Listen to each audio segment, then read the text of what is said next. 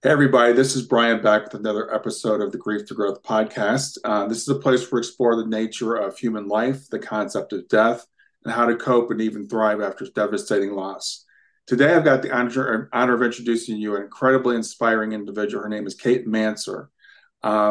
Many people go through life as if it's a rehearsal, but Kate is here to remind us that embracing our mortality can be a gateway to a fuller, more enriching life. 5 years ago, she found herself in an unhappy marriage and holding down a job at Google, which seems like an ideal position, but it didn't align with her authentic self.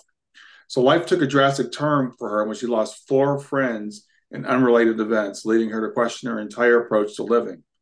Knowing that life is unfair and fragile, she took significant steps to reinvent her life by following her joy and curiosity rather than, as she puts it, societal milestones. She's the creator of a movement called the You Might Die Tomorrow movement. She's an author, she's a yogi, and she lives a mindful existence now in Texas. So her journey explores the transformative power of acknowledging our mortality to lead a life that's true to ourselves. So with that, let's get started with Kate. Hello and happy today, Brian, and everyone listening. It's really great to meet you and talk about a subject that's near and dear to my heart, but I know a lot of people find morbid, and that's the idea that tomorrow's not guaranteed to any of us. So when did this become your life's passion to share this with people? Oh, well, it became my life's passion shortly after I was in total fear for my life for really no reason at all other than my own mind. So, I spent most of my life just like knowing that death was a thing, but just assuming that I'd always have 86 or however many years we get for life expectancy in our country. However, as you mentioned in the intro, I had three friends die in unrelated, unexpected events in the span of 6 months. So that was not when my awakening happened to the power of mortality awareness. Actually, quite the contrary. It was like all the safety of my life had been taken away, and I they were all around my same age. And so not only was I grappling with the loss of those individual people, but I was grappling with this really kind of, it sounds so obvious to say, like, yes, young people can die and people can die at any time. But up until then, I had never really internalized that truth. And so what happened was I I was afraid of death all the time. And many of listeners can probably relate to maybe going through a period of your life where you thought you were coming down with the brain eating amoeba and cancer every Tuesday. And maybe when you're driving, you think, oh my gosh, this car can crash at any moment and it can all be over. It was hard for me to sleep because I was always having these visions of other people that I care about dying. Every time I'd get an unexpected phone call, the panic attack would come, thinking it was more bad news. And so I'll pause there because that's before the awakening. But I think for people who either have experienced loss or those of us that have experienced death anxiety, it's a very real topic. And I'll tell you in a moment a little bit how my death anxiety then transformed into this profound zeal for life. Sure, sure. Well, first of all, I want to say I'm sorry for your loss, and I can't even imagine having three friends, die that close together. And how old were you at the time? It was 2014. So, or maybe 2013. So I was my late 20s. So like 20s, 27 ish. And, Yeah, and all of the three people that died, one was 27. Two of them were 27 actually, and one was 34. yeah, that's an age where you're not thinking about death for most people, right? Like you said, we know intellectually that we could die anytime. Everybody says it, but nobody really believes it. Exactly. And so, the first thing that I did, like I said, was to just become really fearful of death. And you may have talked about this on the show before, but I think that this topic really bears repeating, which is the concept of PTSD, post traumatic stress, and also PTG, post traumatic growth. So PTSD is, or post traumatic stress, whether you consider it a disorder or not. Post traumatic stress is from a psychological perspective, it's when your worldview that you found safety in or self-worth in or comfort in is crushed by typically some type of trauma. So in the example that I just shared with you, when those three friends died, my worldview that I get to live to be 86, that I have my whole life ahead of me, and that I'm safe was obliterated. And that is what put me into post-traumatic stress. And so I was afraid all the time. It was that really raw, palpable fear all the time of just feeling like I wasn't safe. Now, this interesting phenomenon of PTG that can happen after people undergo post-traumatic stress. And I imagine you're very familiar with this, Brian, because the fact that you're doing this podcast with your beautiful daughter in the background after having lost her at, I believe it was 15 years old, I can imagine and seeing you channeling this into good that you yourself have experienced PTG. But post-traumatic growth is when after some type of trauma and your worldview and your belief system being crushed, that we're able to pick up the pieces and put them back together into a new worldview that actually makes us better. And many people who experience PTG feel like, of course, we wouldn't wish our trauma on ourselves or anyone, but that for that challenge and pain, we ended up better people somehow.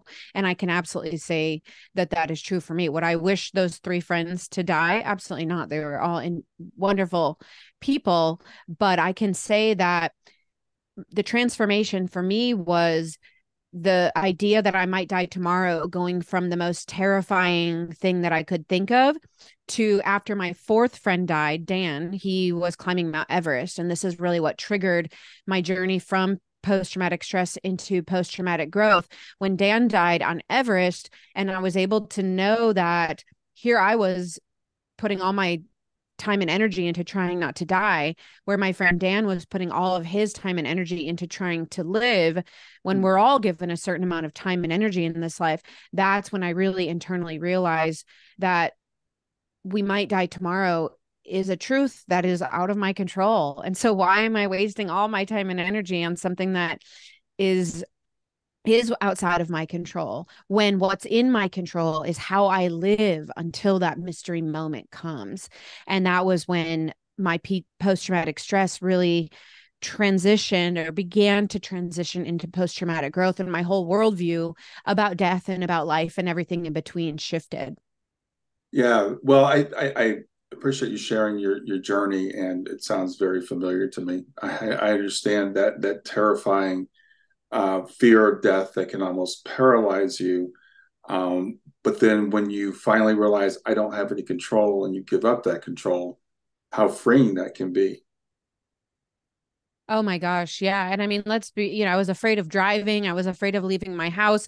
I was afraid of leaving a job and a sort of path that I thought I was supposed to be in, but I was unhappy in.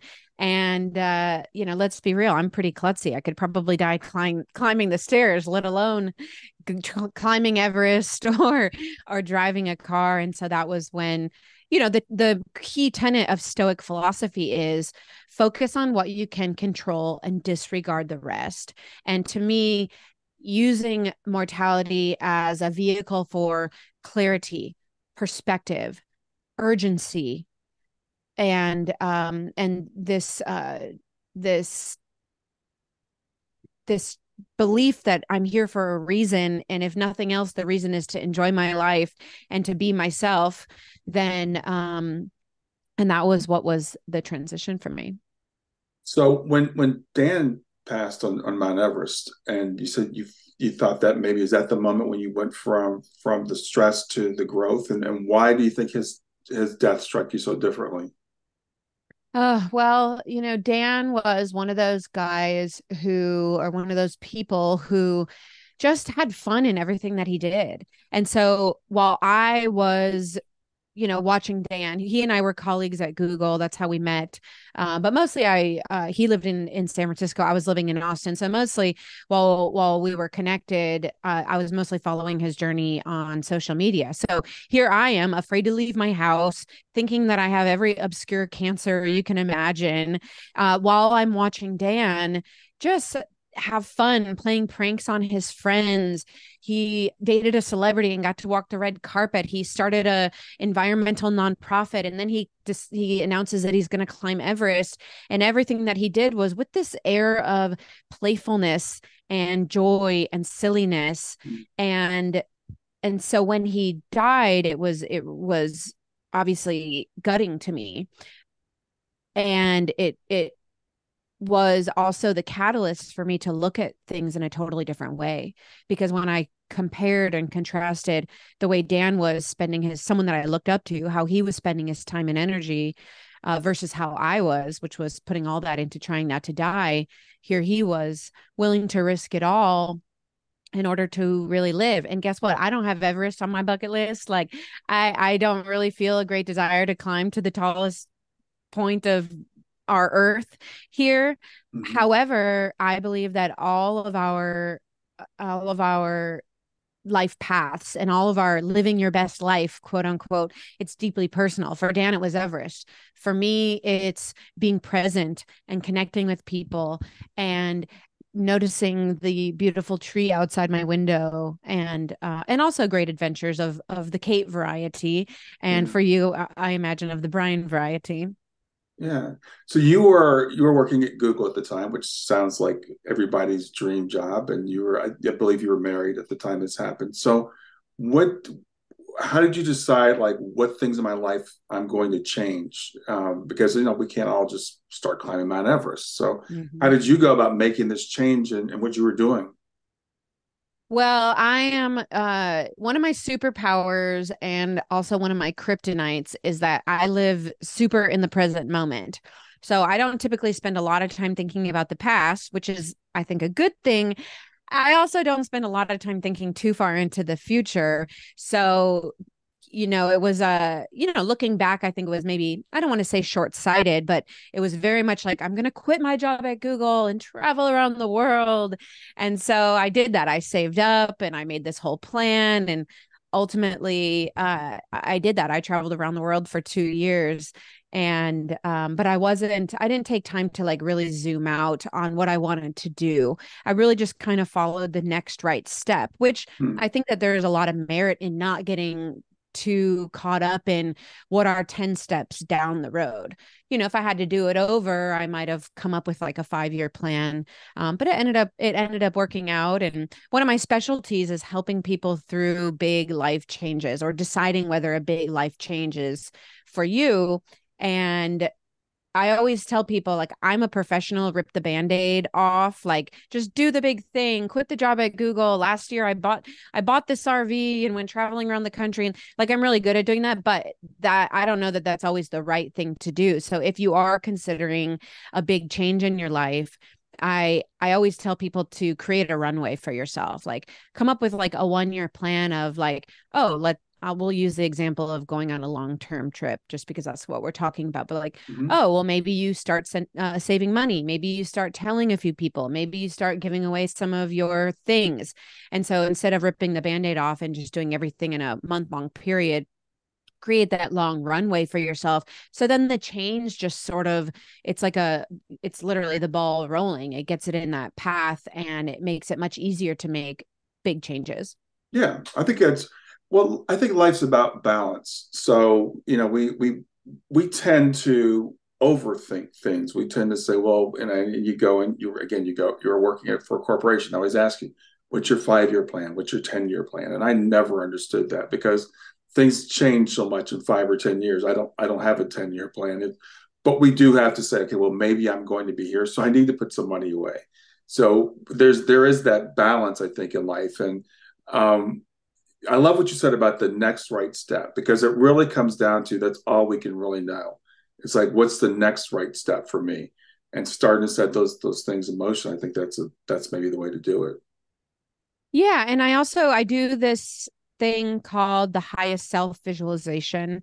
Hmm. I also do a version of it called the deathbed meditation. But essentially, we can use our mortality to our benefit because, like Steve Jobs said, remembering I'll be dead soon is the best tool I've ever encountered to making the tough choices in life.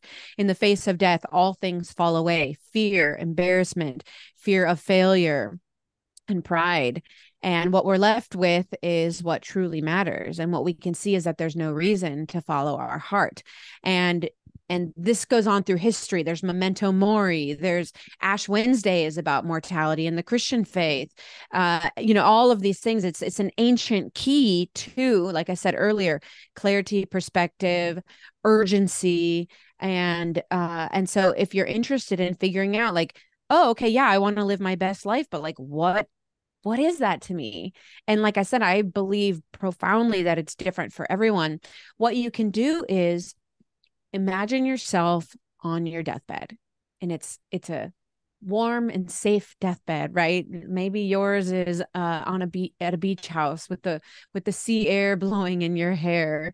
Maybe you're surrounded by family. Maybe you're in a comfortable bed. But imagine yourself on your deathbed. You're 108 years old, and you're looking back on your life now, and begin to really look at how you carry yourself, what job you're in, what partnership you're in, how you spend your time, and try to tune into what the highest version of you, the most alive and connected version of you would do in those areas.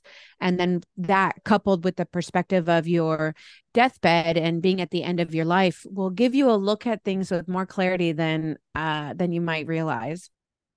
Yeah, I think it's a great exercise because again, it kind of takes us out of that fear that we get locked into about what if I do the wrong thing, and understanding, as you said, that all things are going to fall away at some point. So, when you did your travel around the world, what was that like, and did you get any insights from that? Yes, I did. And let me just come back to that. I'm just like, there's something that I feel like I need to say right now, Sure. um, which is that, when what I realized is that death is as natural as being born, Hmm. right? And that is something that I didn't really think about, especially when I was in that year of deep death anxiety. Death is as natural as being born. And as Ram Dass often quotes, death is like taking off a tight shoe, right? Where we've got all of our light and all of our essences in this body that we have. And then when we die, it's like taking off a tight shoe and we go back to being the infinite beings that we are. But what I learned in the as I explored the concept of death being as natural as being born, what I learned is that when those three people died, part of the reason I went into post traumatic stress is because, yes, I felt like the safety of my life had gone away. Absolutely. But also, I was in deep shock that those people could die. Like, it never crossed my mind that a young person would die. It never crossed my mind that someone that I knew would die so unexpectedly. And so what I realized, like, this is the Grief to Growth podcast, and that's why I wanted to bring this up right now before I forget, Hmm. is that if we don't create a relationship with death, and if we don't begin to gently accept that death is as natural as being born, what happens, and what happened to me, is that I first had to deal with the absolute shock that death was even going to happen. Right. And so I didn't even get to the grief part for a very long time because I was reeling in shock for months and months and months.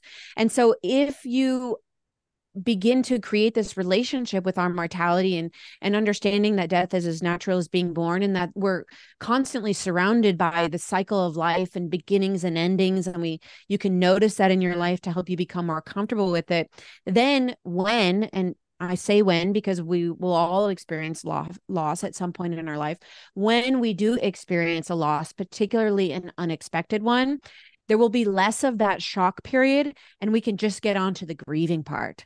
Right. And so I invite you to consider that, not only for the power that mortality awareness can bring, like I said, perspective, urgency, clarity, but also so that it will help you to better handle and move through the experience of loss in the future so that you can minimize that shock period and just get right onto the grieving, which is also a natural part of being human. Grief is.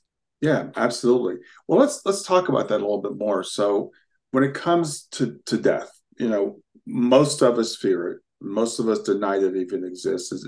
Like when you said when, not if, because people when we're having these conversations, people always say, "If something ever happens to me," we can't even say the word "if I die," and we never say. We always say "if," not "when." So we fear that. We fear death so much. Why do you think that is, and how did you overcome that? What's your view on death now? Well, my view on the fear of death for most people is that we're not really so afraid of dying. We're more afraid of dying without having really lived. But the funny thing is that whether or, when or how we die is largely outside of our control. What's within our control is how we live until that mystery moment comes. Mm-hmm. And I look at like my grandparents, for example. My grandfather just died a year ago. My grandmother, she's 86 years old, and she's really grappling with the breaking down of her body. I mean, she's still actually in great health at 86, but she still is really, lamenting the loss of, a lot of her physical capabilities. And, she has lapses in memory here and there. And I see she lives in this community in Arizona where there's like, I don't know, 30,000 or more people over 55. So it's a lot of old people together in a small area. And they love to like lament about all their physical ailments and things. But, just like you said, it's not if we're going to lose someone, it's when, because more than likely we will all especially as we get older, but also we are all going to die. We are all going to have to grapple with our mortality, even if you get to live to be 99, because our bodies will start breaking down, which again, our bodies breaking down is just as natural as the going from 0 years old to 9 years old. And so I think that it's part of our duty. I don't know if duty is the right word, but it's part of our fully becoming human to begin to let in all of these aspects of life: birth, death, sadness, joy. And I'll pause here after a story, which is that a year ago or a couple years ago, I realized that I was a fraud because last year I went into a deep depression. It was the darkest, most challenging time of my adult life. I haven't been that depressed since I was like 14 years old. And what happened was I looked around and I realized how much I was rejecting this depression, how much I was just so in pain. I just wanted to get out of it. And I felt so uncomfortable in my own skin. And where I realized that I was a fraud is because after Dan died and I started embracing my mortality, I also started embracing life. Like embracing my mortality helped me feel more alive than I ever had in my life. Time for a real quick break. Make sure you like and subscribe. Liking the video will show it to more people on YouTube, and subscribing will make sure you get access to all my great content in the future. And now back to the video. And I just started talking about how I love being alive and I'm so grateful to wake up in the morning and life is so beautiful. But then when I was in depression, I was rejecting it and I was feeling like this isn't what is in the path for me. And this isn't part of my humanity.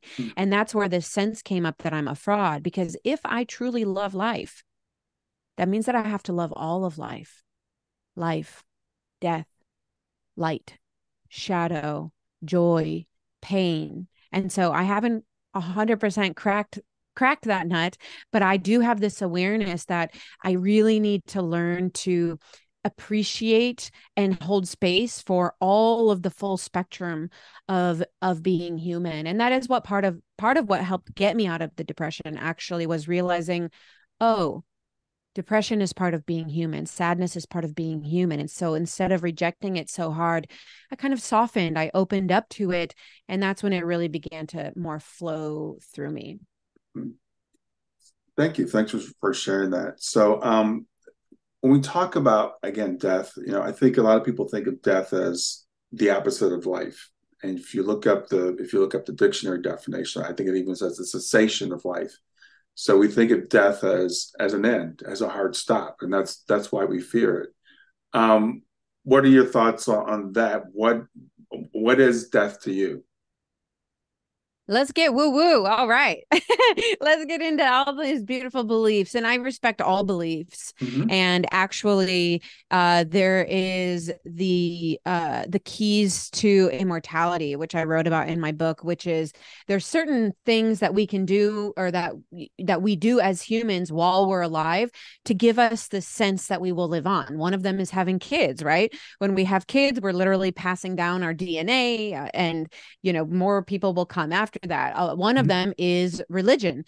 People who have religion are typically actually more happy than those who don't. And one of the reasons is because in religion, we're often taught that when we die, we're going to go to heaven, we're going to live on forever. And there's other of these immortality keys, one of which is creating art or leaving something behind, like a book or a nonprofit or something. And these are all valid things that we can do to help ease our fear of death. Sure. But in terms of my personal beliefs about the afterlife is that, I believe in that there is God, this like source. I believe that we are all God as well, that we all have a little piece of God, that we're all little seeds of God running around this earth. And I believe that we get the chance to come back. So I think that when we die, we go back to being these infinite, sort of all-knowing, not all-knowing, but more source beings. We get the chance to look back on our lives, and then eventually we're maybe given another assignment and we come down and we enact that. And that helps me think like, oh cool, I get another shot. Yeah. But it also helps me realize that we are all these just unique beings. And I'll tell a story really quick about a friend of mine, Rose, that she just told me this like 2 weeks ago. And I just can't get this story out of my head, which is that she said that several years ago, she went through a depression. And one day it really came to a head, and she's just sitting out in her backyard one evening and just like, why am I here? Do I even need to be here? Do I even want to be here? What is the point of everything? And she sat there contemplating that and really just like at this heavy, challenging moment. And soon the evening transitioned to darkness. And as the stars came out, she looked up at these stars and she just had this realization, which is the proof that I'm supposed to be here is that I'm here. Like we're all born, we're all given this weird crinkle on our eye when we laugh, and I have this like funny cowlick on the left side of my head, and these individual idiosyncrasies and gifts and talents. And why are we not here if not to explore those and to share those? And so when people ask me what's the meaning of life, I usually say one of two things: either enjoy yourself, because enjoyment creates positive ripples of impact that go on and on and on, far beyond that which we can ever comprehend. Or if you don't like enjoying yourself as your life purpose, make being really you as your life purpose. And I think that that is a process of one, creation, right? Like creating cool things in your life, creating moments, but it's also a very important process of destruction. We have to peel away the layers of our denials and the lies we tell ourselves and the masks we hold up. And so the best proof that I can find that you're here, Brian, and I'm here, and everybody listening, is that we're here. And man, we need you. We need you to be radically yourself. And that requires a lot of courage. Absolutely. Yeah, I have to get woo because that's what we do here, right? That's the show. But I don't I think it's really hard to talk about these things without talking about, I hate the word spirituality even. I call it the ultimate reality. And it's those questions that nag at us. And the reason I believe people get depressed is because they ask themselves that question: who am I? Why am I here? Where did I come from? Where am I going? And they don't have any answers. And that's what causes, to me, that's what causes depression, right? And then if you look at death as like this abyss, right? It's the end. It's that great unknown. It's, well, of course we're going to fear that. We fear what we don't know. So I think leaning into those questions, and however people choose to answer them, people might say, "Oh, I'm still a materialist. I still think that I'm just here for this prayer time." And I accept that. Well, that's fine. If people accept that, and if that works for them, that's great. But I think most of us need something more than that. Mm.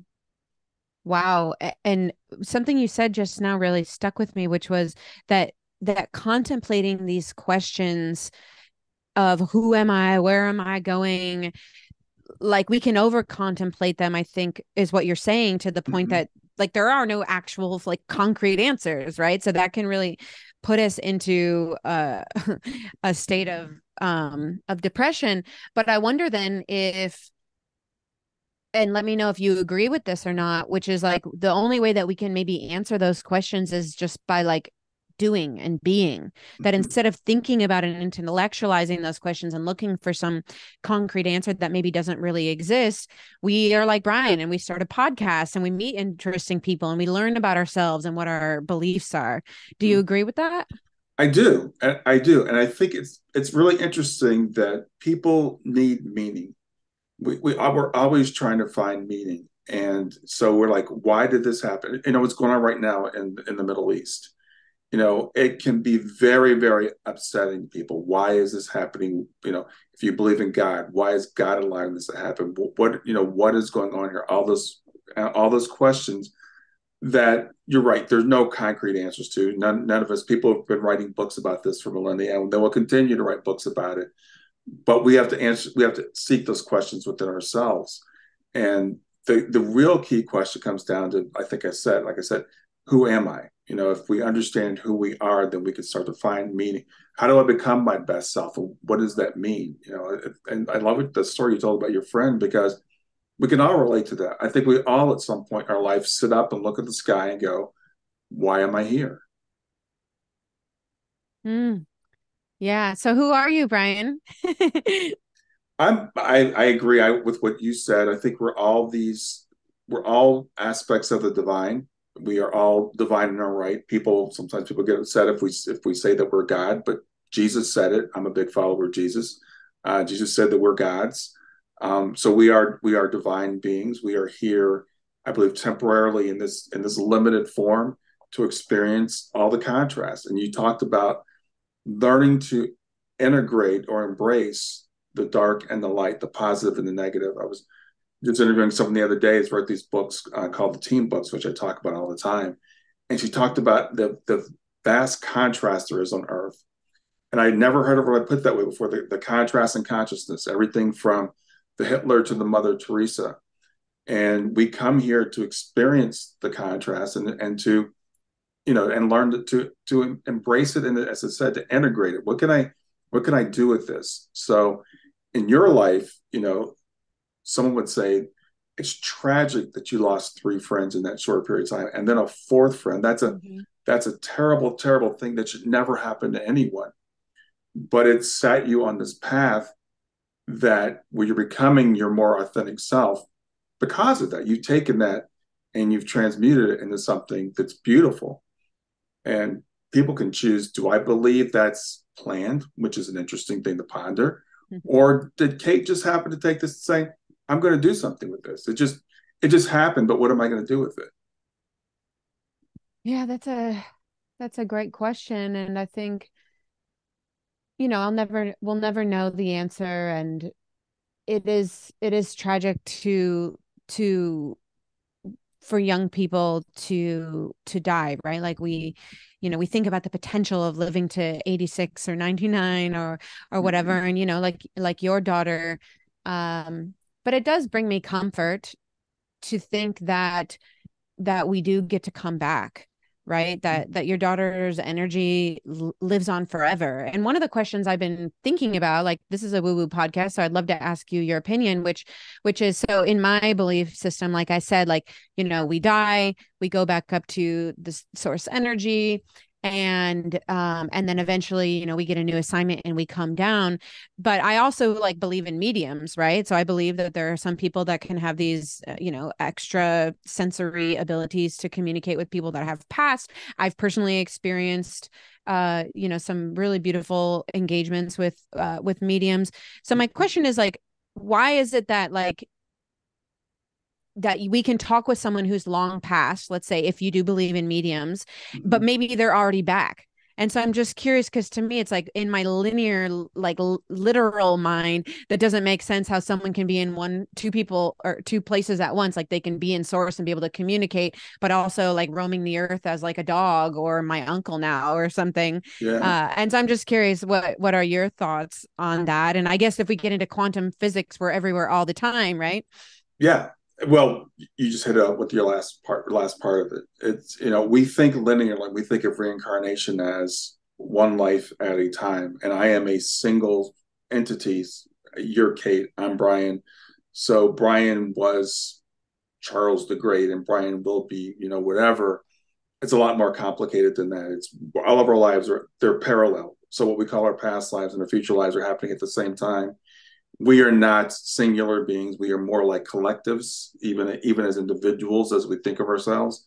So, and it goes back to the concept I call the team books, that our soul is really like it spins off, like source spins off our souls.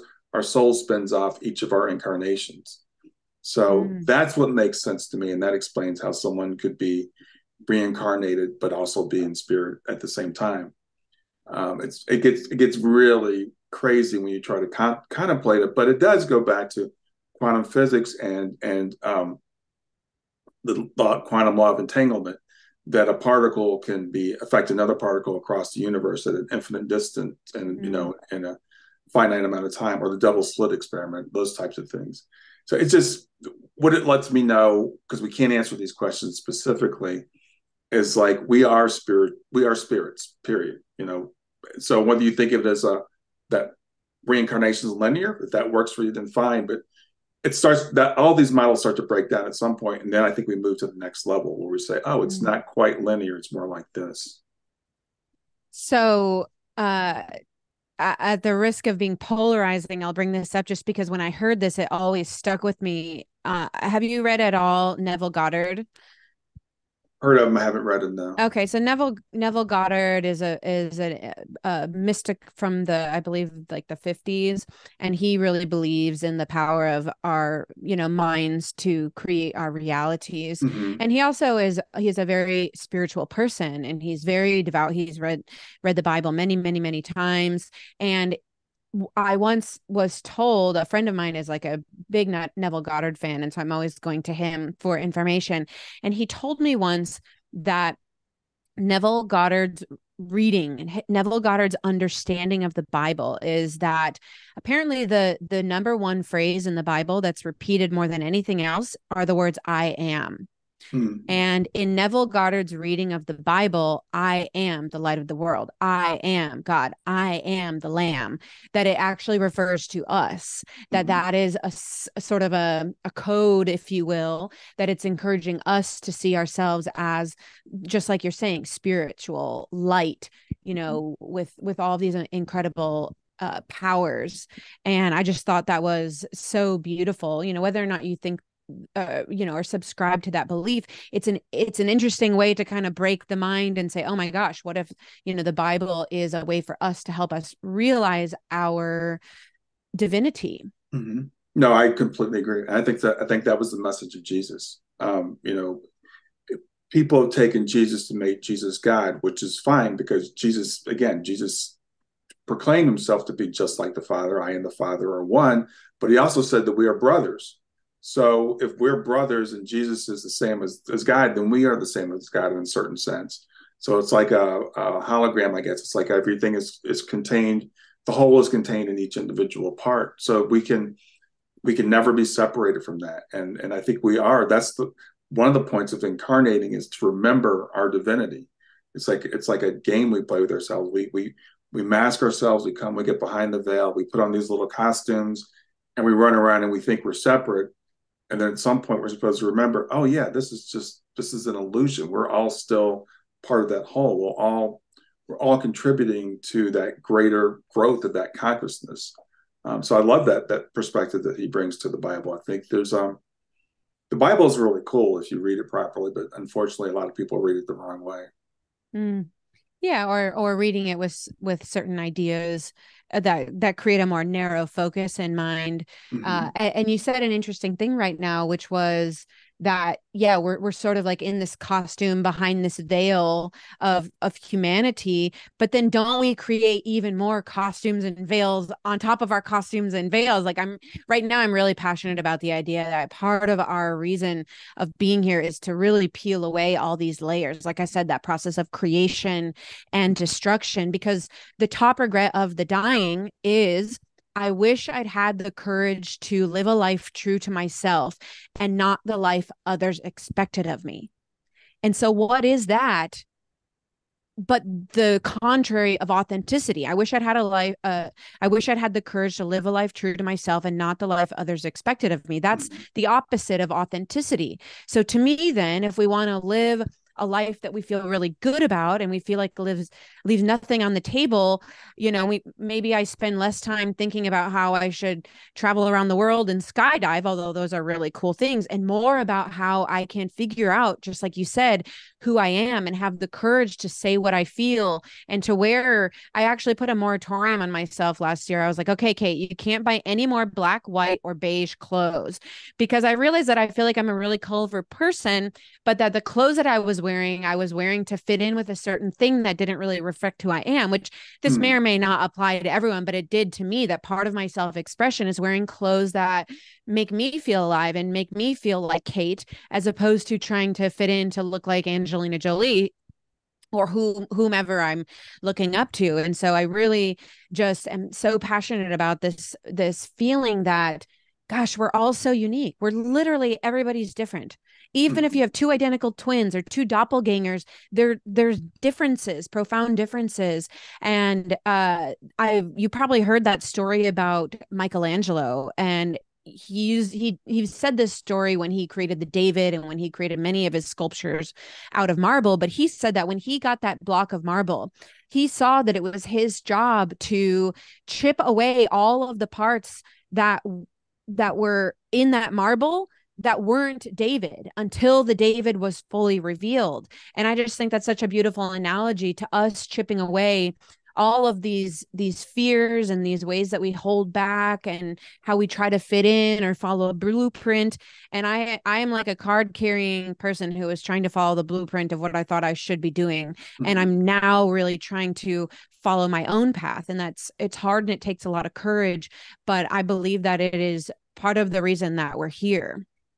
Yeah, well, that goes to what I was going to ask you about. You talked about the joy of living authentically versus, as I think the term uses, societal milestones. And I think I'm really interested because I'm a scientific person. I'm got a degree in engineering, so but social sciences are interesting too to me, because we have to socialize to be human beings. It's a big part of being human, and we socialize. We train our children. These are normal things. These are the things you do. And that's part of living in a civilized society. We could not live as human beings without socialization. But then how do we become authentic? How do we become our true selves? And how much of myself do I have to give up to be, to live in our society? And so again, it's that full circle type of thing. We socialize a child, then the child spends the rest of his life trying to chip away at that, right? Trying to chip away and find out what's the true me, what's the true Kate. This blouse is an expression of myself. It's really interesting. My daughter's probably going to really get mad at me right now, but she's dating a guy who wears fingernail polish. And I'm old, and my other day he was over, and my wife's like, "So why do you wear fingernail polish?" And he says, "It's the way I can express myself. It's like people express themselves through clothes or whatever." And I think it's really cool that he's like, this is a way that I express the way who I want to be. So we've got to, I think, all learn, like, how do we break out? And when we do, then we feel so good about ourselves, right? Then you feel like, okay, this is the real me. This blouse is a good example. I love this blouse. I don't care what other people think about it.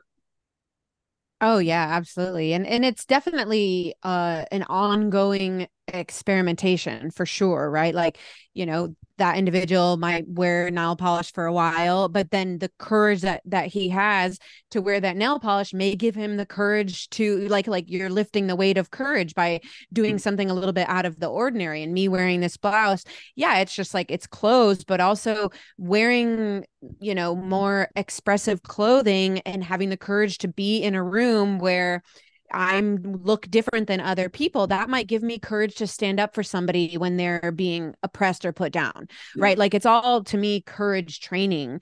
And it's not just it's about the clothes, although that's fun and meaningful. I think that any way that we can train ourselves to be more courageous and more authentic is just, it's so important. And also, as we talk about creating meaning from self-expression and authenticity and figuring out who we are through creating things, right? Like wearing nail polish and then destroying our lies, self-doubt and imposter syndrome and all of that. One thing that I don't want anyone to forget is that we impact one another so much, and we have an audience, every single one of us, right? Like we're the main characters and we all have an audience. And by that person wearing nail polish, or me wearing a bright sweater, or you starting this podcast, which I'm sure when you started was pretty edgy for you. And by being our authentic selves, that people notice, and it gives them courage to then be their authentic selves and to do things that are out of the ordinary. And it creates this ripple effect. And Dr. Irvin D. Yalom is an incredible psychologist. If you haven't read his book, Staring at the Sun, and you're at all interested in the power of mortality and how we're affected by our existentialism, I highly recommend Staring at the Sun by Dr. Irvin D. Yalom. But one of the key concepts from that book, so he's a psychologist that people come to him when they're having fears of death, or they just come to him when they're having trouble in life, and he can often by working through their fear of death, cure them of whatever mental concern is going on. Mm-hmm. And one of the key concept that he has found to minimize the fear of death is this concept of rippling, which is what I'm talking about, which is this idea that by how we show up in a given day and how we express ourselves and how we have the courage to be ourselves and to go after what we want and to, create this life, that all of our actions create that ripple effect. Not only does that help you live your best life, whatever that means to you, but it also helps more people than you can ever imagine in ways that you could ever comprehend to do the same. Just think about like the last podcast episode that you were recommended, or a recipe, or that cute shirt that you saw somebody wearing at the grocery store. Like we're all so profoundly affected by one another. And so don't forget that people are watching you and they're looking to you. And anytime that you show up with that love and courage and authenticity, that it's not just for you, you're inspiring other people to do the same. Yeah, I think that's awesome. So when we were talking about, again, why am I here? And we talked about, and it's funny because I always think about this guy, Kelvin Chin, that I work with whenever I bring this up, because some people say we're here to learn, and Kelvin's like, not everybody's here to learn. Can't you tell some people aren't paying any attention at all? And there are those people that seem that way. But I think that it's a multifaceted thing that's different for different people. I think we're here to have fun. I think we're here to discover who we are, to be our true selves. I think we're here to grow. Earth is kind of like a school. But we talked about the I am. I mean, what do we call God? Another word we call God is a creator. I think we're all creators. And I think we all inherit, and it doesn't mean we're all artists. We don't all make, paintings. We don't do music, but we're all here to create something. And another thing I get from talking to you, and I see you getting very excited about affecting other people, I think we're all here to serve each other. I think we're here to help other people grow as well. And that, if you can start to accomplish that, that is, I think, when people get there, it really turns people on. And that's why I love interviewing people like yourself who have, it's because you could have taken these lessons and said, okay, I got this lesson. I want to live my most authentic life. I'm going to travel. You could have become a hedonist and said, I'm just going to serve myself. But you're like, no, I'm going to take this and I'm going to share it with other people. I'm going to set other people free, to use like a analogy from the movie The Matrix. It's not just me. I'm just freeing myself. I'm going to set other people free. And that's why I think when people really can start to take off and become their true selves. Yeah. And it's hard, right? When a lot of times when we walk our own path, when we do things differently, we can stand out, which can be uncomfortable. It can be uncomfortable to stand out for being different. We can be criticized.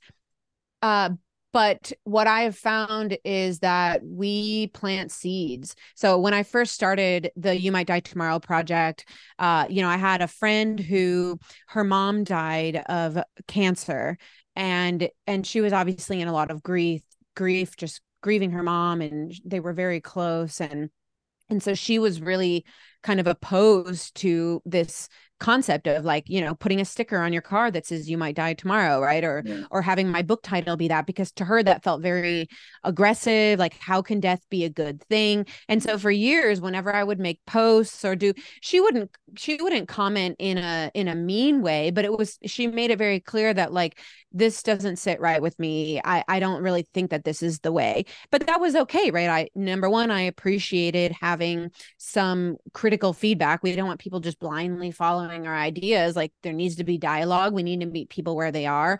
I need to be questioned on everything I do. But the funny thing was literally like 5 years later, and this had gone on for like 5 years, where she's just like, she's kind of always that person that was there for me to question what I'm doing and be the voice of, like, I don't really agree with this. 5 years later, she contacts me out of the blue one day. Actually, she didn't even contact me. She went on my website and bought like 5 t-shirts and 3 books and a bunch of my bumper stickers. And she contacted me later, or when I reached out, was like, why did you buy all this stuff? Like, she was the last person that I thought would be spending $100 on my website. And she's like, oh my God, I finally get it. I get how death can bring some light. I get how death is normal. My husband and we bought a school bus. We're going to renovate the whole thing. And she was just really finally able to see how, yes, death is hard. It's scary. It can be so challenging, but that also it can be this incredible key to zeal for life and urgency, and really feeling the love for the people that we have with us still. Right. And so the reason I tell that story is that even for those of your haters, or the people who just seem like they disagree with you, or they throw shade on you for you shining your light and doing things your way, there's a seed being planted, and you never know. It might even be in the next lifetime, but people, they're watching, and they are that seed may germinate and sprout at any time. Yeah, absolutely. I think that's wonderful. And again, you talked about it. There's a risk with stepping out and being yourself. And there are going to be people that are going to criticize you when you put yourself out. And not everybody's going to get it right away, but it will resonate with people. And then sometimes the light turns on, sometimes we can read something over and over again and it makes no sense to us. And then one day we read the exact same words and the words haven't changed, but we've changed. And it's like, oh, okay, now I see what they're trying to say. And I applaud you because it is a very in your face slogan, and I have to admit, when I first read it, I was like, oh, but it's the subtitle that matters, right? It's not, that's not the end of the story. So when you say you might die tomorrow, that's not the entire message that you're delivering. Yeah, absolutely. And, if in the research that I did because the moment that I came up with You Might Die Tomorrow was shortly after Dan died. And my whole perspective changed on how to use my time and energy that I have, and what is and is not within my control. And then one day I was just struck with this phrase, you might die tomorrow. And I felt so alive, and it gave so much perspective for me. Mm-hmm. And then as I then began writing this book and started studying the psychology of mortality awareness, that certain messages of death can actually help us perform better. One of the most popular ones and one of the coolest ones that I came across was the basketball study at the University of Arizona. So there was some researchers at the University of Arizona, and they were trying to understand how a signal of death impacts people's performance. So what they did was they got a bunch of basketball players together. They divided them into two groups, and they had them do a free throw challenge. And for the control group, it was just a normal referee wearing a black and white striped shirt. For the test group, they had the referee wear a t-shirt with a skull on it, and they studied how these basketball players performed. The ones who saw the skull t-shirt not only scored more, but they took more shots, right? And so the interesting part about it is that we typically do better with mortality awareness to things that where we derive our self-worth from. So if those basketball players were given a cooking challenge, for example, those of them to where they, their legacy isn't tied up in cooking, like many of them might think like, oh, my legacy is in basketball. I want my name to be, I want to be a professional player. I want to be remembered like Michael Jordan. However, if we're engaging in something like cooking, for example, if that doesn't have any meaning for you, you won't have that same up in performance. But for those things that we have a certain amount of our self-worth tied in, when we are exposed to a message of death, like a sticker that says you might die tomorrow, so live today, or a skull t-shirt or something of that nature, it can actually enhance our performance. They did another study similar to that with those basketball players where they gave them a pep talk. It was a different group of players, a different test and control group. And at halftime, they gave them a pep talk. The control group got a normal pep talk, like, you guys do great. Like, this is, go team. Here's what your plays are. The test group was given a pep talk that said, this is your legacy. If you win this game, people are going to remember you, and your name will go down in history. And those people performed better, right? Because that is a source of our motivation, is how we're remembered and what our legacy is. And I bring this up, number one, because I think it's a way to remember that when we do encounter signals of our mortality, like a sticker that says you might die tomorrow, or Dia de los Muertos is coming up, that it can actually help us with that clarity and with that performance enhancement. But the other critical part of this, and this is something that you could do to change your life right now, to myself, to you, Brian, and to anyone who's listening, is to look at your life just in this moment, yes, but also as you go through your life, and really be radically honest with yourself. Where does your self-worth come from? And the reason that I bring this up is because a lot of us, myself included, I think it's part of human nature. We get wrapped up in our self-worth coming from BS places, right? Like achievement. I'm the worst. I am always like on the next achievement, the next thing. A lot of us get caught up in the corporate ladder. And if I get the next promotion, then I'll be worthy, or having a certain amount of money. But the most important thing you can do for your life is begin to peel away those layers of false self-worth and remember that you are valuable just because of who you are.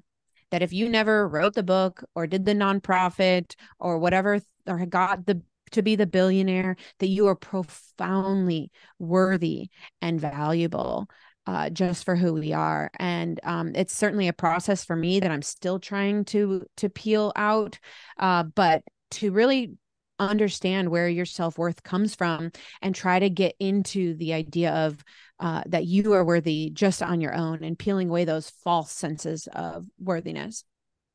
It's awesome. So what have you discovered about your self-worth? Where does it come from for you?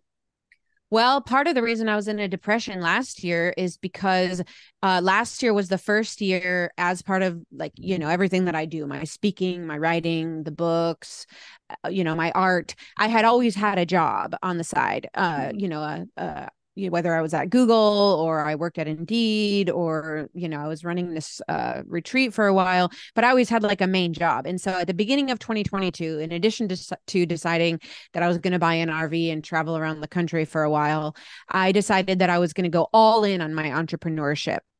Well, it didn't exactly go as planned because I had all these expectations that things were going to work out for me.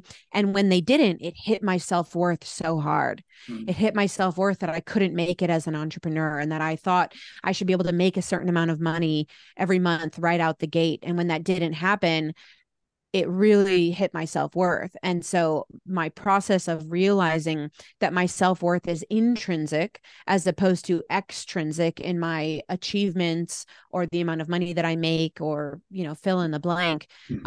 It came from realizing that I experienced a lot of depression when I put my self-worth in these external factors. But when I put my self-worth in me and the crinkle in my eye and the cowlick in my hair and the gifts and idiosyncrasies that I have, that's really me. Awesome. Thank you for sharing that. So how do you, when it comes to this mortality thing, do you practice mindfulness and associated with that? And how does that practice look to you? Yeah. So, when I first realized that death can be a positive thing, I went really deep in that rabbit hole. Like I said, the first thing that I found was the Steve Jobs quote that I recited for you earlier. And it was like, because when I got this idea, you might die tomorrow, and I'm Googling like, because I was like, why isn't everybody talking about this? Like, this is literally giving me more zeal for life, more clarity, more perspective.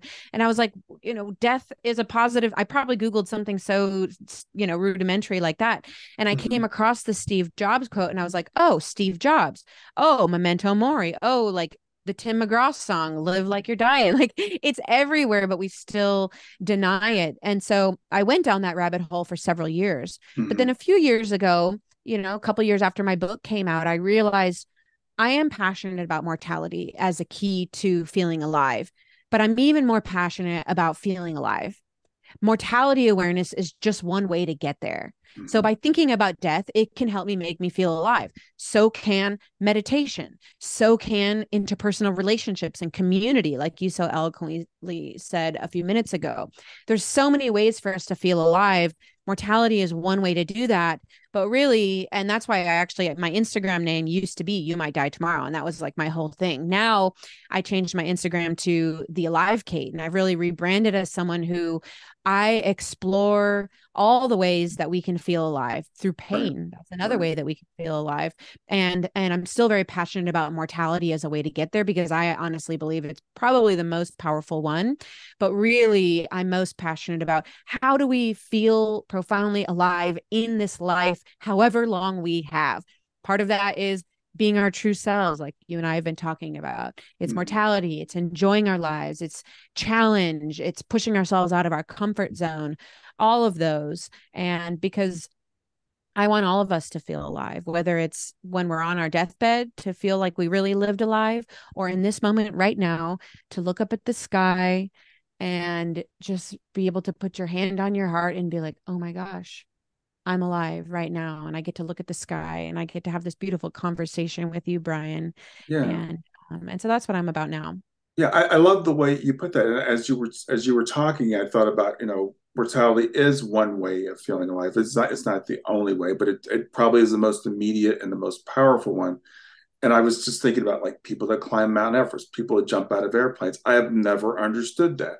But they say, well, that's when I feel most alive, when I'm on the edge of death. So maybe that's what it takes for them, is that physical thrill to feel that thing that you and I might sit and contemplate, knowing that, because you can do the same thing if you realize that every moment is different. Every moment is unique. I was just listening to a book yesterday, and the author was talking about like the breeze that you're feeling right now as I was out walking. You'll never feel that exact same breeze again.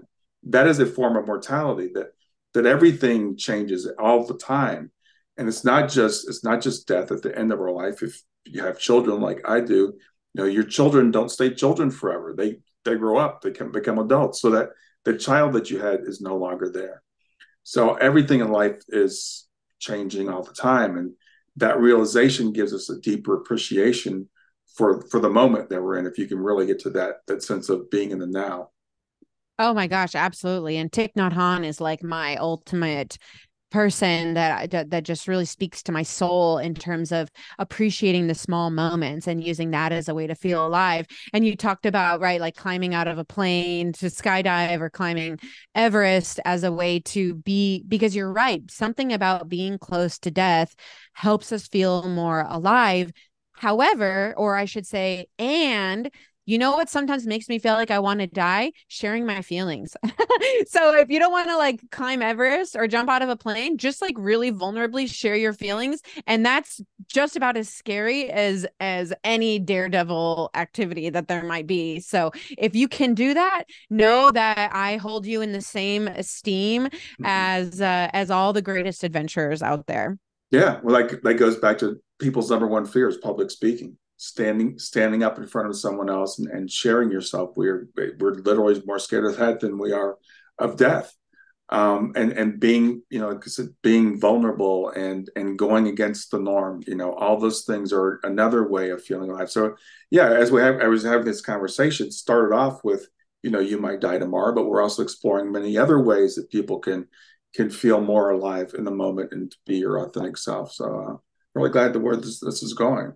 Well, what makes you feel alive, Brian? It's really weird because I am an introvert by nature, but connecting with other people, Mm, sharing what I've learned and translating that to other people. I'm a huge fan of the movie The Matrix. I brought it up earlier. It's like I think we're living in this world where it's intentionally it's not a prison, but it's something that we come into. It's intentional, but we're also trying to get back to where we came from. So it's like waking up other people and saying, "Hey, it's okay. Everything's going to be okay. We're mm, this is not reality." Um, it's helping people.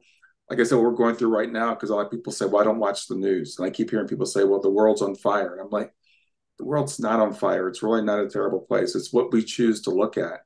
And a lot of things are getting better, and sometimes we have to go through these things to wake ourselves up. So I love doing what I'm doing right now. This is what I love doing, and talking to people, helping people through grief. People say to me sometimes, "Well, doesn't that make you sad? Thinking about death all day long and talking to people who have lost people." And it doesn't make me feel sad at all. It makes me feel very energized because I have a totally different perspective. No one has lost anyone. My daughter's not lost. Your friends are not lost. I mm. don't see them as lost. I see them as they're just on the other side. They're watching us. They went home first. They graduated first. There's a song by Stephanie Mills from The Wiz called Home. And I love listening to that song just because she talks the whole Wizard of Oz thing. It's like, she's like, my friends are back home. They're watching me. I'm traveling this life. They're traveling with me. So communicating that message to other people and having people really get it, that's what makes me feel alive. You can make me cry. That was so beautiful. I can't wait to listen to that song. What is it again? It's called Home by Stephanie Mills. I'll send you a link Home to by it. Stephanie Mills. Okay, Yeah, noted. yeah. That's It's beautiful. it's it's it's so deep. No, we're all, Ram Dass, we talked, I think we mentioned him earlier. We're all just walking each other home. Mhm. Probably if I had to pick one favorite quote, that would be it. Yeah. So I look at you, everybody I talk to, we're all fellow travelers.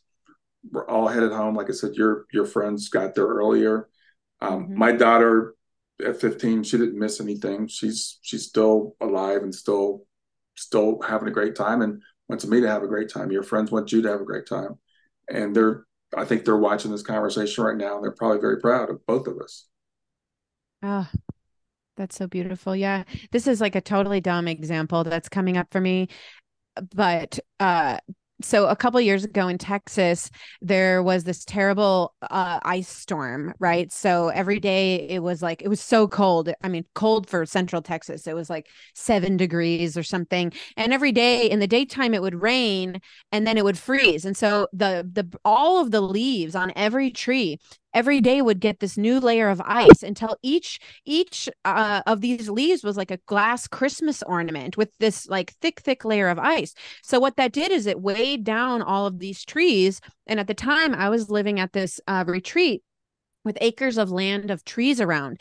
And it was crazy. It was kind of like a war zone, because all I heard during this multi-day storm was crack, crack, crack all around in the acreage around me, these tree branches, large cedar tree branches breaking. And I was living in an RV at the time on this property, and there was this one big branch that was coming over my RV. And every day the rain would come and freeze, and I could hear it, and then soon it's like scraping the top. And at first I was like, oh my gosh, this branch is on my, it might break, I hope it, I was all stressed about it. And then one day I was like, you know what, I am actually going to take my energy, and instead of putting into the fear of this branch potentially breaking and busting my roof down, I'm going to send it into, tree, you're the strongest branch I've ever seen. You're so strong. Like, you're totally going to make it. There's no way you're going to break. You've got this. So that's what I did. So for the remaining part of the storm, and then the branch didn't break. And that may or may not have been, it may not or may not have been because I was putting the energy into it. Mm-hmm. And so one thing that I've been trying to do with this conflict in the Middle East is, yes, I am gripped by fear. I'm gripped by sadness, helplessness, but I try every day to put my energy away from that fear and sadness and instead into strength for the leaders to make the most humane and loving decisions possible. I put my energy into giving strength to the people that are being bombed and the people that are being held hostage on both sides. And so I encourage you that if you do watch the news, great. Like you said, I think you said that so beautifully. I don't think the world is on fire. I think we're also in the internet age. We just get so much more information. It can feel like more now, but there's always conflict. But don't forget to put your creation, just like you said earlier, Brian, we're all creators. Put your creative energy into envisioning peace in this conflict, into the branch not breaking over your roof. And if nothing else, whether or not you believe that actually creates a ripple or a change in the world, it definitely feels better to put our energy into strength and hope, into hopelessness and fear. Yeah, absolutely. I think it's a beautiful example that you gave, because in any circumstance we can choose what we want to focus on. So you can focus on that branch breaking, or you can focus on that branch not breaking. And you chose to focus on the branch not breaking. And as we said, it's whether it physically changes the branch or not, we do know it changes us. And I was talking with a friend the other day. We were talking about the conflict in the Middle East, and I don't know if you saw it, but there was a woman, Israeli woman, who was released by Hamas. And as she was leaving, she reached back and she shook the hand of one of her captors.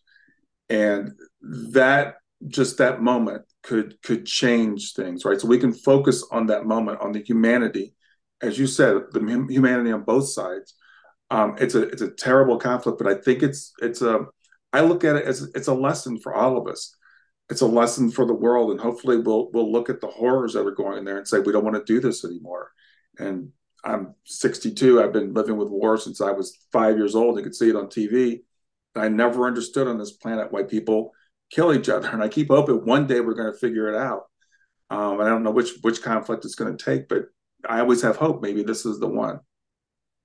We always have hope. Yeah. I mean, we have to. I like to say these days, especially when I was in that depression last year, one of the things that got me out of the depression, or one of the things I think that got me into the depression, was thinking that everything had to happen in linear order. Right. That, I'm going to do this project and it's going to lead to this thing, and then I'm going to get this amount of money.